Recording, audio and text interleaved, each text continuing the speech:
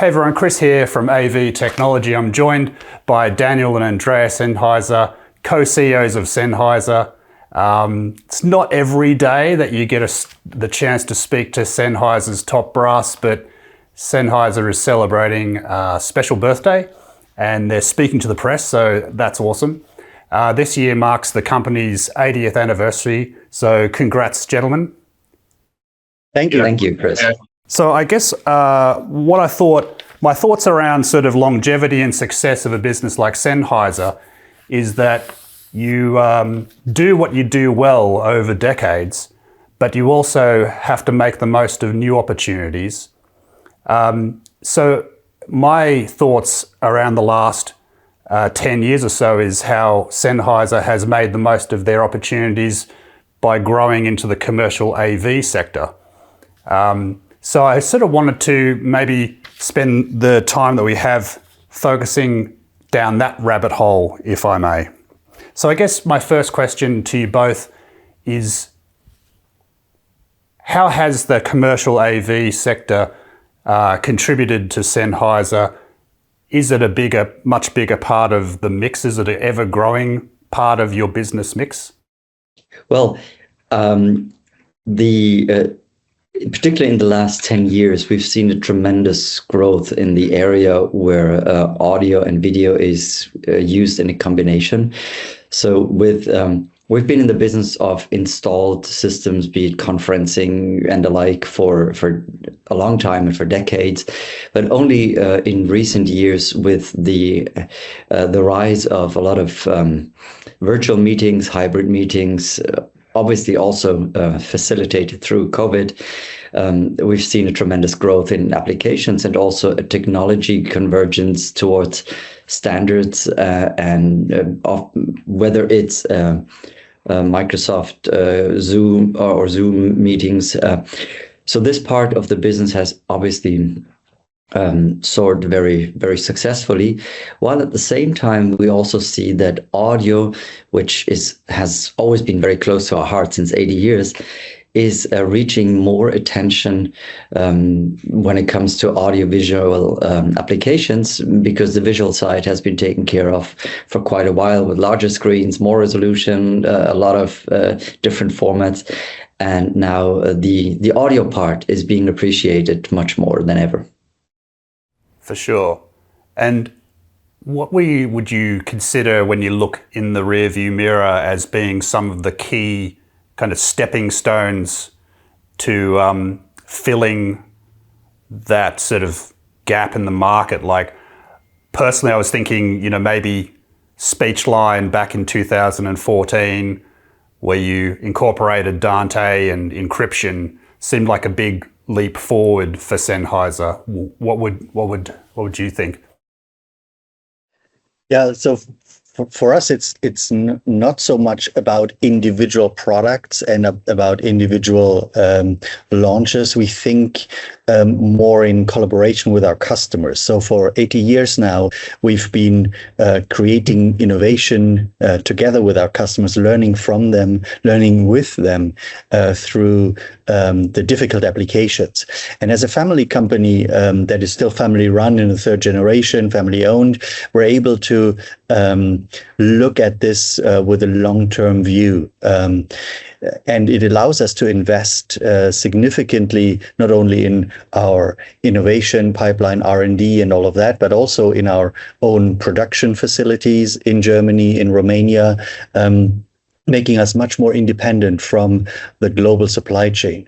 Obviously, we are connected, but I think it's a combination of that. The innovation in the product. You mentioned Speechline, which was very feature rich when it first came out.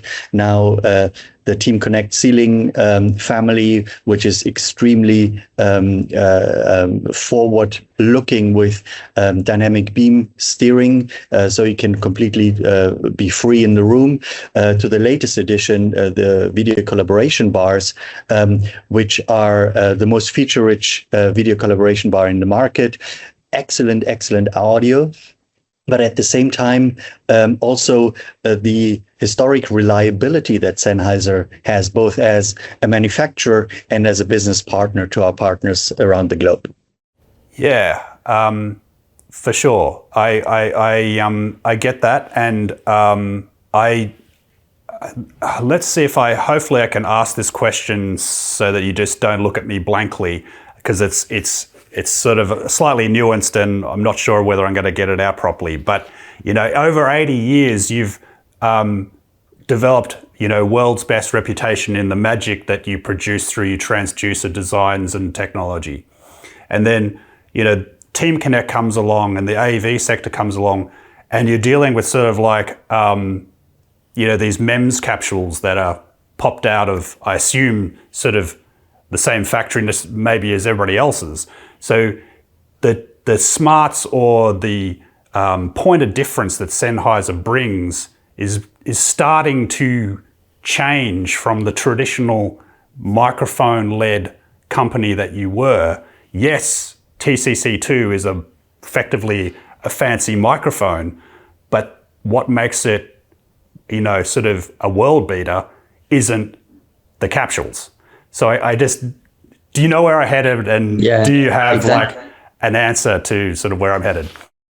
I think I'm getting your point. And actually it's a development that we've seen over even decades already, that in some application, the transducer of the microphone is really the absolute critical element, like our Neumann microphones, where you have the legendary U87s and that, or the MD441 products that really speak for themselves and are legends.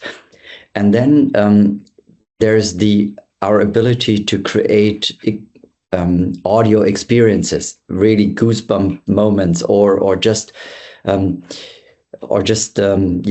representation of reality on the audio side as good as it possibly gets. And then there's much more than just a transducer. There you have, for instance, the feature of voice lift in TCC2 is an extremely important feature that can, of course, that benefits from our own transducers, because we know how reliable they are and how perfect they're manufactured. But at the same time, it adds the element of DSP processing, echo canceling, and a lot of other technologies which we've been researching and developing since many years already.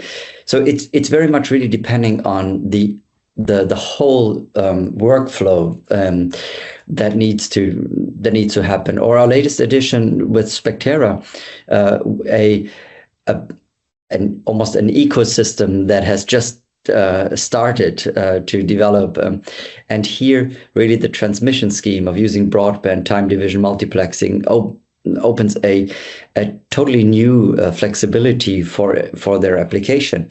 And yes, you can put different transducers on it and connect to it, but ultimately it's really the whole signal chain from end to end that's really mattering. And in some applications, it's really the core is the transducer. In some applications, it's actually the knowledge about the whole application that really matters. Do you have anything to add on that one, Daniel, or? Maybe just one clarification. In our Team Connect family, we actually do have our own capsules, the K10 capsule, which is manufactured in Germany in our own factory to exactly our specs, because no one can have this precise reliability on a capsule. That's good to know, and because I think it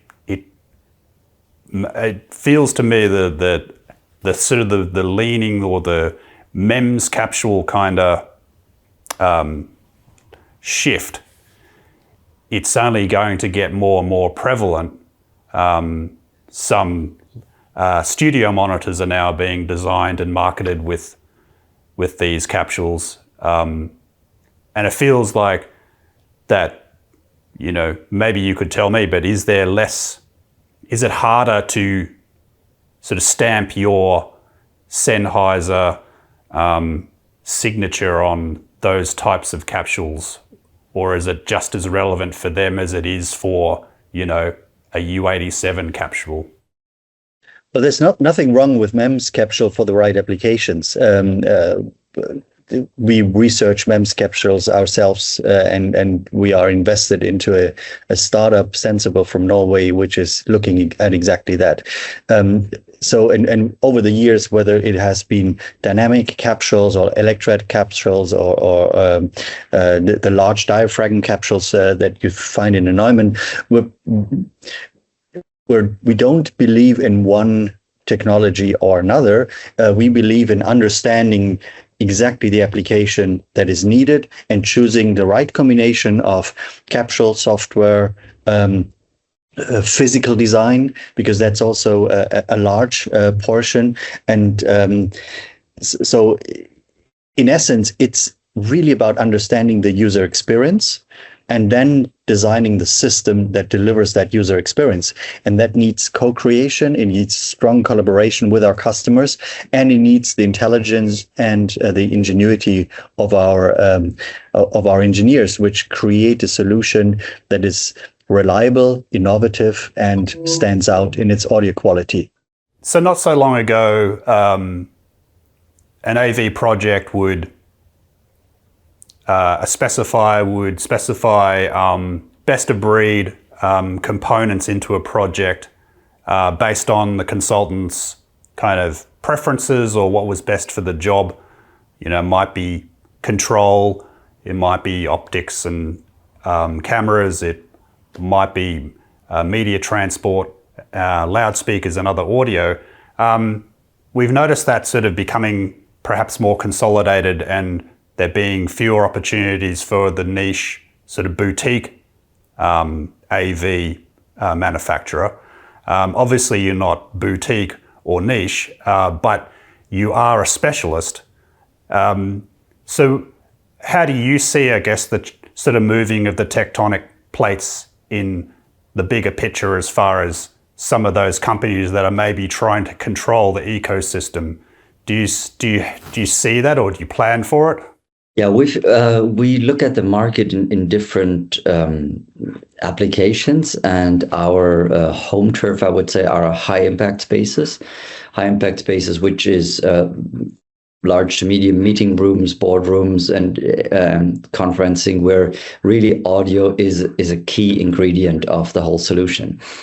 Then there's also the area where plug and play and just bring your own device and just put it somewhere and it should be working. This is only partially the area that we're interested in, because then there very often the audio isn't really a priority. However, what we do see is that the ease of operation and the ease of application really is becoming more and more important. So because not everybody can have an IT department taking care of audio and video equipment in a corporation. So, and we're doing this not by controlling the whole ecosystem. We're doing this by seamlessly blending in with the large control platforms, be it QSys or Crestron, Extron, and the like. So we're designing our products in a way that they natively behave as native QSC, for instance, products, because we want to give the customer still the opportunity to enjoy the best possible audio experience, or the best possible user experience per se, while not being locked into one or the other ecosystem and then just needing to buy everything from one hand. So this is why we stay more agnostic with our approach. At the same time, of course, need to cater for the ease of operation and ease of installation. I guess to follow up from that observation, Andreas, like Control Cockpit has been a significant product for you as far as ease of use and monitoring and control, and that's been very popular and successful. And now that you're also planning, you are developing a cloud-based solution. I guess I wanted to give you guys a chance to speak to that, and I guess the importance of that for the future of Sennheiser. I believe the applications that we're most successful in, and that's what Andreas alluded to already, is applications where audio really matters. And it's in situations like the higher education market, or for example, the medical segment, where students learn complex operations and stuff like that. So a lot of audio video is used in those applications, and hybrid learning has become a reality in all university campuses since COVID. So especially when you are in a large campus, it's important that you control all your devices from one office. And this is where Control Cockpit was very strong in the past, and we're bringing this now to the cloud because we believe more and more universities are even managing multi-campuses. I've visited, especially also in Australia, I've visited a couple of campuses which are distributed over several streets, and hospitals as well. So those are applications where cloud-based solutions are inevitable, or giving you much more ease of use, rather than the typical management of such systems, which was basically walking around and checking the systems, and that can take a full day just to make sure that everything is running. Now you have your audio video manager, your IT manager, even in his home office, on his laptop, checking that everything is working fine, understanding that there's a mute button pressed in room number 47, and that there's a problem with the DSP in, I don't know, classroom 207. So those are applications which make it so much easier for the organization to run the system, but also for the professor to walk into a classroom and know that everything has already been checked, and they don't need to call somebody to get the system up and running. And I guess, Andreas, as you gear up to get this cloud-based solution up and functioning, that the role of software engineers at your company just must be more and more elevated in their status and numbers. Yeah, absolutely. So the effort that we're putting into software development is close to reaching 50% of our total R&D effort. So it is getting much more substantial on the firmware side, but also on the end user, software that you're using through the cloud or through the laptop. It is actually a lot of our products are more and more becoming software-defined devices. So they're merely just remote controlled devices. They're actually really software defined devices. And the perfect example again is our new Spectera system, which comes with a certain feature set today. But depending on a strong user community that we built up, we're getting feedback almost every day of what the new feature request would be. So we're prioritizing the whole innovation chain according to user needs and what they want to see in their product in the next iteration. And because it's such a versatile platform, the opportunities are almost endless in whether it's being used in live touring or in broadcasting and on theaters. I wanted to ask you about Ambio and the future of Ambio, especially insofar as commercial applications again. So, do you have it already integrated into certain products, or are there plans for it? Have you got plans for Ambio in the commercial? So, immersive audio has been a topic of research for us in the past 30, 40 years, ever since we started with binaural recording in the 70s already, up to now. There's a lot of research in our company for that. And we've pushed it for the last 10 years. We've pushed it under the brand Ambio, creating applications for virtual reality, for augmented reality, for applications, especially also in the broadcast field, sports broadcast, for example. And we're uniquely positioned with Ambio because it encompasses the recording space with products like the VR mic or virtual reality setups or Ambio setup of traditional mics, for example, especially for immersive sports broadcasting. Then also the transport and processing of the signal, monitoring to the playback. And for example, in under our brand Neumann, we just brought out a very nice software application called Rhyme. It simulates a immersive studio. It simulates an immersive mixing situation, so more content can be produced. We've also brought out the Ambio soundbar, which is a great application when you want to listen to immersive content, whether it's Atmos or Ambio, whatever format you're using. Going forward, we believe that this trend of immersive audio is becoming more and more important because it is our natural way of hearing on one hand, and we've finally broken the problem of chicken and egg. So there was no content, so there was no application, and so on. But now big streaming platforms such as Apple Music promoting immersive audio, Sony promoting immersive audio, Samsung and Google promoting immersive audio. It's finally coming.